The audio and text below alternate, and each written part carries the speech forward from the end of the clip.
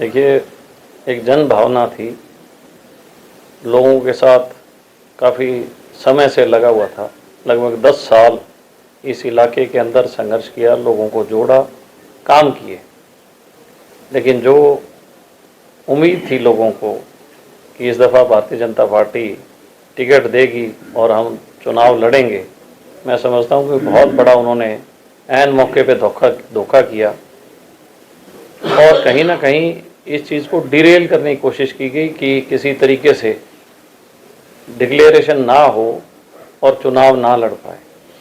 लेकिन हर व्यक्ति की एक जन भावना थी कि हमें चुनाव लड़ना चाहिए और मजबूत होके जीतने के लिए लड़ना चाहिए, केवल लड़ने के लिए नहीं।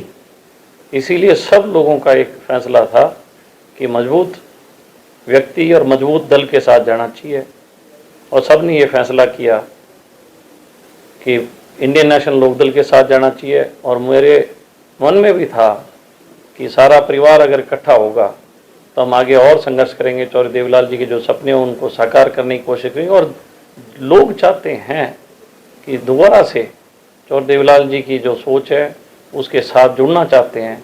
और ये जो संघर्ष है अभय सिंह चौटाला जी कर रहे हैं पूरे हरियाणा में, तो मैं मानता हूं कि मुझे भी इनके साथ संघर्ष करने का एक मौका मिलेगा ताकि हम इस इलाके के अंदर जो पुराने लोग थे उनको सबको जोड़ें और वापस चौधरी देवीलाल जी के राज को लेके आएँ। आदित्य जी, सरकार के दौरान भी आपने कई बड़े विरोध किए, चाहे वो मार्केट कमेटी की बात हो, चाहे ग्रीवेंसिंग की मीटिंग हो, उसके दौरान भी मंत्रियों के सामने भी आप बोले। क्या बीजेपी में वास्तव में इस तरीके की समस्या? देखिए, मैं बीजेपी को लेकर भी आपने कई भ्रष्टाचार के हमेशा ही मैंने देखिए, चौधरी देवीलाल एक सच्चे इंसान थे और उनकी जो परिवार के जो अभी देख रहे हैं अभय सिंह चौटाला जी, इनका भी लोगों में एक पूर्ण विश्वास है और लोग ये मानते हैं कि वो सच्चे आदमी हैं। ठीक है, मुंह के खरे हैं लेकिन दिल का नेक और सच्चे इंसान है। उसी नीति को जो चौधरी देवीलाल जी की थी, उसी नीति को हम सब लोग फॉलो कर रहे हैं। जहाँ जुल्म और ज़बर और नाइंसाफ़ी हो, इनजस्टिस हो, वहाँ पे हमेशा जो सच्चे लोग हैं चौधरी देवीलाल जी के, वो आवाज़ उठाते हैं। इस चीज़ की कभी परवाह नहीं करते कि सत्तासीन कौन है। सत्ता को कभी भी लोभ लालच का हम लोगों के मन में नहीं था।